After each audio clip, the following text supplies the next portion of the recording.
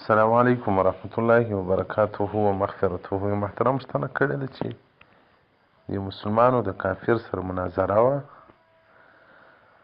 نو کافر ورته وویل چې تاسو نبي اسمانو ته پر چش باندې پورته سو. مسلمان ورته ویل د دې معلومات په قرآن کې موږ ته نشته.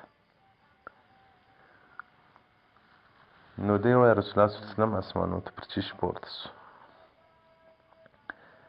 محترمه له بده مرغه زموږ په دین کافران خبر دي، خو دین زموږ دی، موږ نه یو ورباندې خبر. د مسلمانانو کسب خو اوس دنیا سو چې دنیا وګټي. د دنیا په هر کونج کې غیران پروت دی، به لار ورته پیدا کړي ځان ور ورسوي. که په ژوند ورغلل که په مرګ، خو په دین کې بیا راباندې توره شپه ده. د دین سره تعلق نه لرو.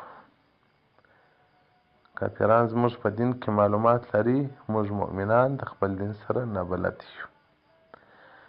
محترمه الله جل جلاله په قرآن عظیم شان کې د سورة البني اسرائیل په اول آیات کې راته وایي بسم الله الرحمن الرحیم سبحان الذي اسرى بعبده ليلا من المسجد الحرام الى المسجد الاقصى.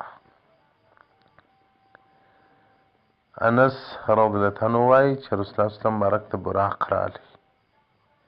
دا یو حیوان سپین اوږد فوق الحمار دون البغل، تر خره غټ و تر غاتر کوچنی و. رسول الله صلی الله علیه وسلم وایي دغه قدمونه یې دومره غټ اخیستل چې سترګو دید کوه. رسول الله صلی الله علیه وسلم بارک وایي فرکبته، زه ورباندې سپور سوم حتی تر داسې وخته پورې چې زه بیت المقدس ته رالم. بیا جبریل علیه السلام دغه براق په هغه حلقه باندې وتړی چې کوم نور انبیا علیهم السلام مخکې په دغه حلقه باندې خپل براقونه تړل. براق د انبیا علیهم السلام د سپرتیا شی و. براق باندې رسول الله صلی الله علیه وسلم سپور سو، جبریل امین هم ورسره سپور. بعضې روایتو کې راځي چې جبریل امین د براق پړی نیولی و، نه میکایل اسلام پړی نیولی و، جبریل اسلام هغه براق یا رکبونه چې پښې ورباندې دي دغه یې نیولي و چې رسول الله اسلام ورپورته سي. د براق متعلق د لیلة المعراج متعلق به انشاءالله الرحمن پوره خپرونې لرو، په وخت سره به در سره شریکې کړو. دا چې اوس محترم پوښتنه کړې ده دومره معلومات به درکړو. دا یو طولاني بحث دی، پر دې باندې به انشاءالله ډېرې خپرونې وکړو.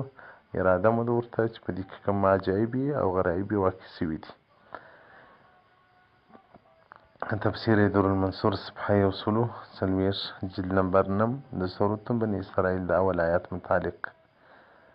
او دغه رنګه ابن حجر رحمت الله علیه په الاسراء والمعراج صفحه 88 کې دې ته پوره وضاحت ورکړی. دغه پر دې باندې مستقل کتاب لري. نو دا چې محترمه ستا له دین سره شناخت نشته، نو بیا کافر ته دا خبره کوي چې د دې معلومات موږ ته په قرآن کې نشته.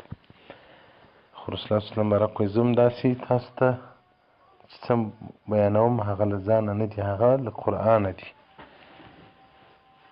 نو قرآن کې صراحتا د براق ذکر نه دی کړی، خو حدیث مبارکه او د هغه پوره وضاحت کړی دی. والسلام علیکم ورحمة الله وبرکاته.